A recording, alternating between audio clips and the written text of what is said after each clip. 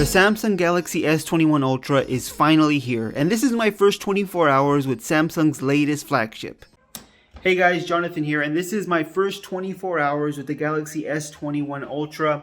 I'm going to be documenting some of my experiences with this phone, let you know what I like about it, what I don't like about it for the first 24 hours. Hopefully this gives you a better idea of what to expect with the phone.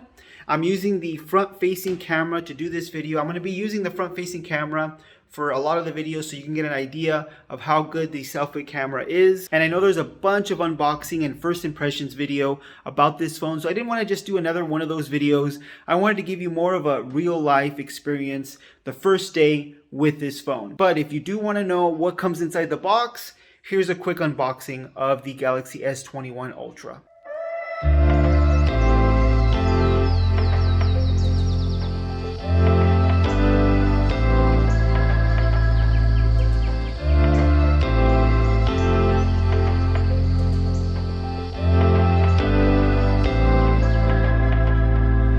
And that's probably the quickest unboxing you will ever see. One of the first things I noticed with the Galaxy S21 Ultra had to do with One UI. Samsung has come a long way with its latest version, but there's still some settings out of the box that just confuse me. And I made sure to change that right away. First of all, bloatware. When is Samsung going to stop this?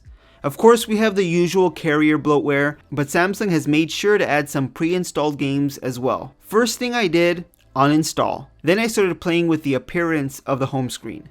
I still don't get why Samsung only has 4 applications in a row set by default. I changed that to 5 right away. Another thing that I changed was in the app drawer.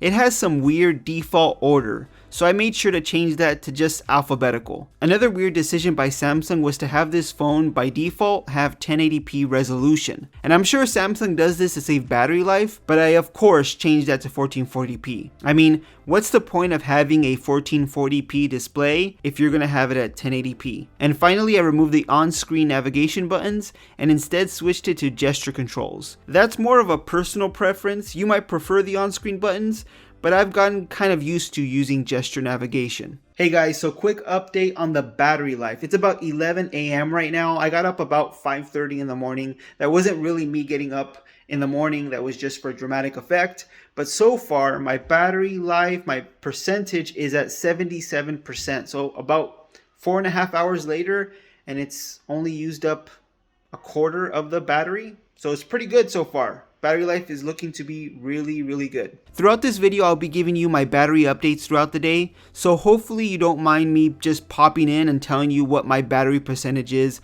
and what time it is. I figured it would sort of give you an idea of what to expect with battery life, and yes, I know it's only the first day, but in the full review, I'll give you some more in-depth analysis. Okay, so I just wanted to talk a little bit about the design of the Galaxy S21 Ultra now that I have it in person. So I love the matte black finish of this phone. It's my favorite looking smartphone that I've ever used.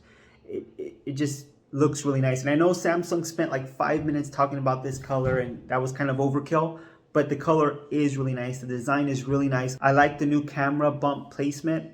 I like that there's no fingerprints on the back of the phone anymore because of the matte finish. The only thing is the side rails are glossy, the glossy metal. And I'm not sure why Samsung did that because the camera bump on the back, which is also metal, it's a matte finish. So I'm not sure why Samsung couldn't make the sides matte as well instead of a glossy finish. That's really my only complaint. Okay, so now we're on a little walk just to test out the cameras a little bit. And it is about almost 1 p.m. and my battery percentage is at 65%. So battery performance looks pretty good. And now let's test out the cameras, the rear cameras. I haven't really used the camera enough to say much about it, but one thing I will say, I'm pretty impressed so far. Video is a lot better than I expected, and this may be my new favorite smartphone when it comes to portrait shots. This camera is capable of up to 8K 24 frames per second, and that's great if that's your thing.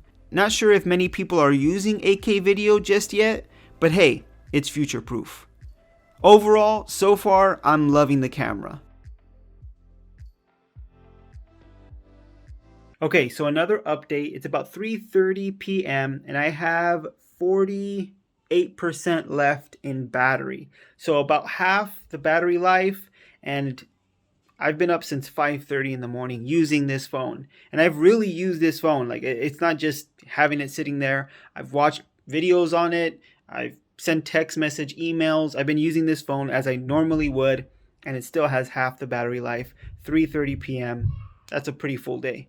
First impressions on the display. It's an amazing Samsung display, but you probably could have guessed that already. Colors pop, and just initially using it, one thing that I did notice, the display doesn't seem to be as oversaturated as previous Samsung displays. But maybe that's just me. The speakers are also pretty good. They get plenty loud, and overall watching content on this phone is just great. As my first 24 hours with the Galaxy S21 Ultra started to come to a close, one thing that I noticed when it comes to performance was that I really didn't notice it. And that's a good thing.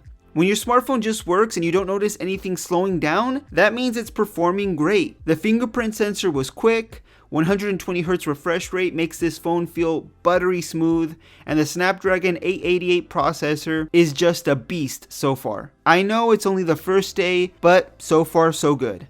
Okay, so it's almost 11 p.m. and I have about 24% left of my battery for the Galaxy S21 Ultra. You can see, so far, it's a phone that can last you the full day, no problem. So there you have it, my first day with the Samsung Galaxy S21 Ultra. Am I impressed? Yes. Was I expecting to be impressed? Yes. Is it too early to recommend this phone? Yes. A lot of yeses. Hopefully my first day with the Galaxy S21 Ultra answered some questions for you regarding this phone and just gave you a better overall idea of what to expect.